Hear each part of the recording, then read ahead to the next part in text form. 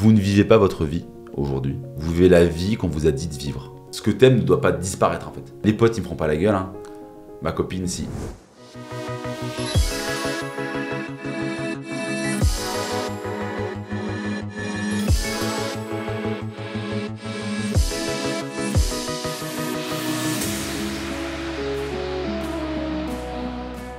La société ne nous apprend pas à nous connaître, en vrai, tu vois. On croit qu'on a plein de croyances vis-à-vis du couple, qu'il faut faire des efforts, que c'est difficile le couple, qu'il y a plein de compromis, que quand t'es en couple, c'est plus comme quand t'étais célibataire. Ben non, je suis pas d'accord, en fait.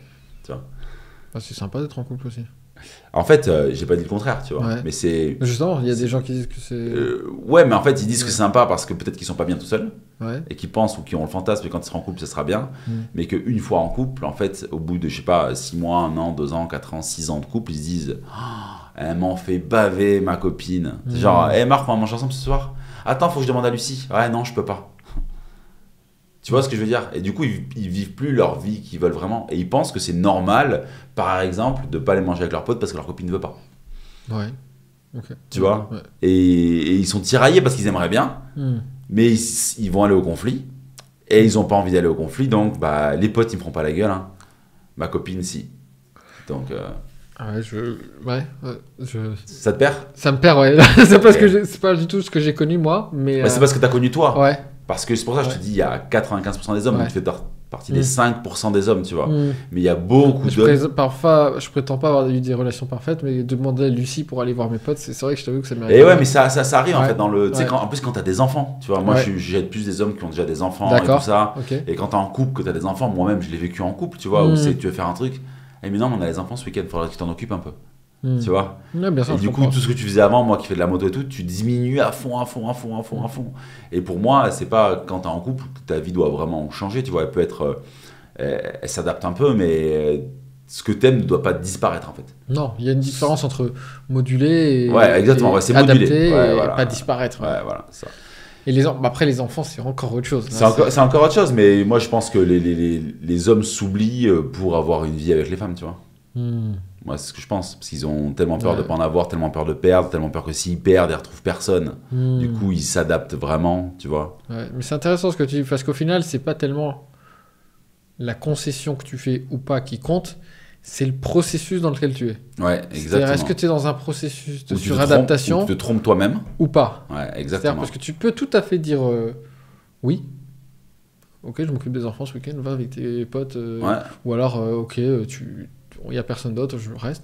Mais d'ailleurs, en analyse transactionnelle, on parle de enfants adaptés soumis positifs et négatifs. Je ne sais pas si tu connais ce concept. Non. Donc, en AT, il y a le 3 façons de se comporter dans les 3 états du moi. C'est-à-dire des façons de se comporter qui sont liées à des émotions et des pensées à l'intérieur de soi, d'une même personne. On peut être soit dans l'adulte, c'est-à-dire l'ici et le maintenant, la rationalité, soit dans le parent, soit dans l'enfant.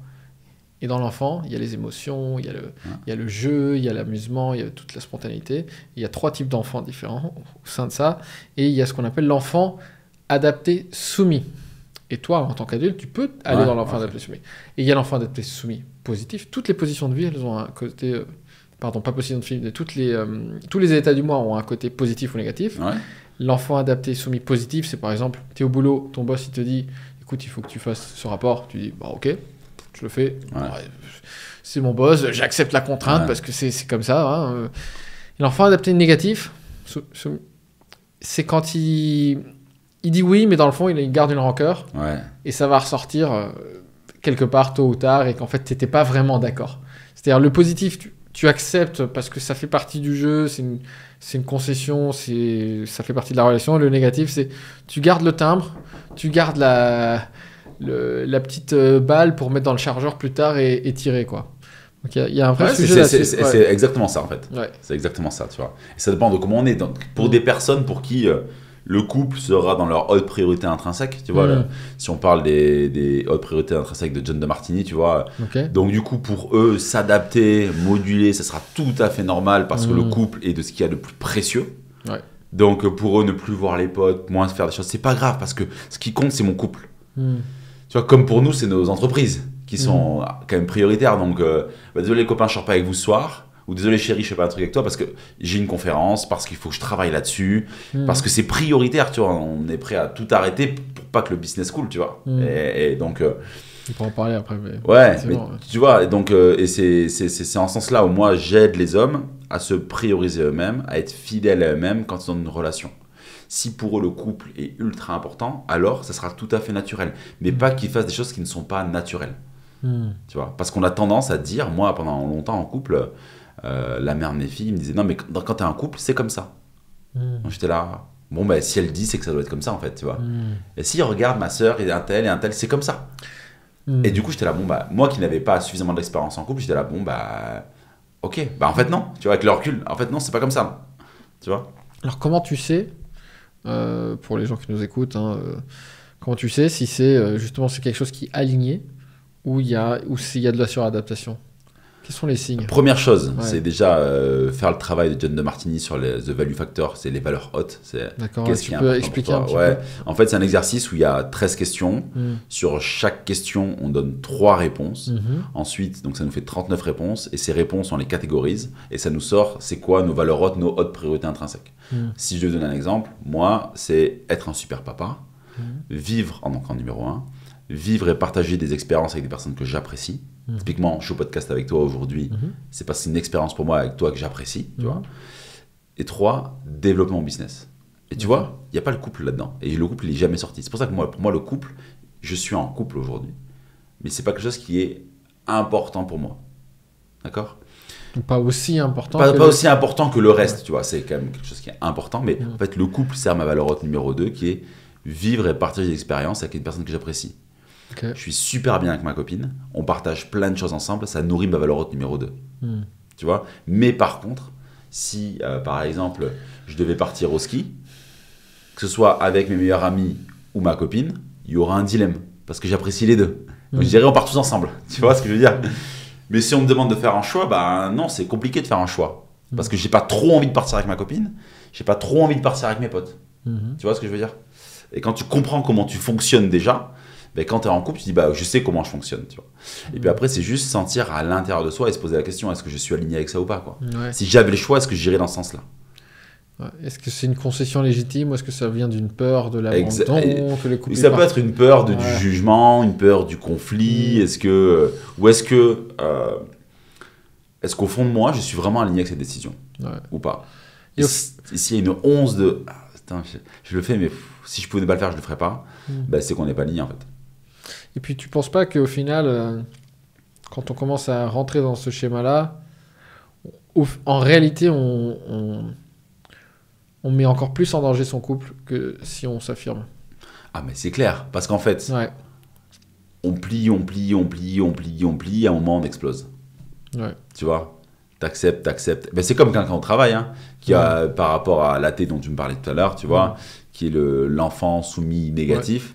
Oui, ok, et à un moment, ça explose. Ça. Et la société dit, c'est normal qu'il y ait des grosses disputes dans un couple. Moi, je suis pas d'accord. C'est normal qu'il y ait de la communication, mais c'est pas normal que tous les X temps, ça explose. Si ça explose, c'est qu'il y a de la frustration des deux côtés. Tu vois. Et en plus, si tu réfléchis, tu prends un pas en arrière, si tu dis amen, alors que tu n'es pas vraiment aligné, c'est de la manipulation. C'est-à-dire que tu es en train de donner à l'autre ce que tu crois qu'il veut pour obtenir un résultat. C'est-à-dire soit de rester en couple, soit que ça éviter le conflit, soit...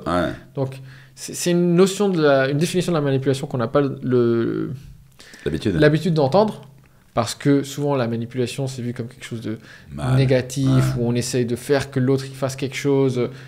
Mais c'est vrai parce que tu n'es pas aligné avec qui tu es, tu n'es pas authentique, tu n'es pas sincère avec ce que tu penses en fait, à ce moment-là. Exactement.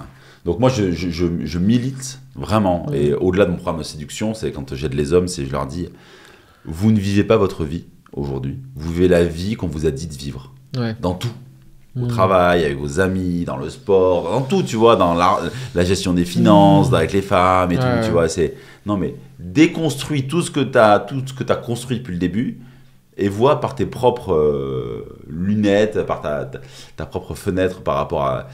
Fais-toi la vie que tu veux avoir, tu vois. Il n'y a pas de règles, tu vois. Enfin, tout en respectant quand même les règles, tu tues pas quelqu'un et tout, tu vois. Mais la vie que tu vis, c'est pas celle que tu voudrais vivre. Tu crois que c'est celle que tu voudrais vivre, mais en fait, tu as eu des possibilités de choix Et t'as pris ces choix-là. Mais t'as pas vu que tu pouvais y avoir encore plus de choix que ça. Tu vois ce que je veux dire ou pas? Ok. Ouais, voilà. C'est ce que je prône et ce que je milite pour que Et comment tu fais pour voir l'ensemble des choix? Ben, c'est de te dire que déjà, il n'y a pas de limite. Ok. Tu vois, qu'il n'y a pas de bien ou de mal. Il n'y a pas de mauvais ou bon. Donc tout ce que tu as envie de faire, tu peux le faire. Tant que tu es aligné avec.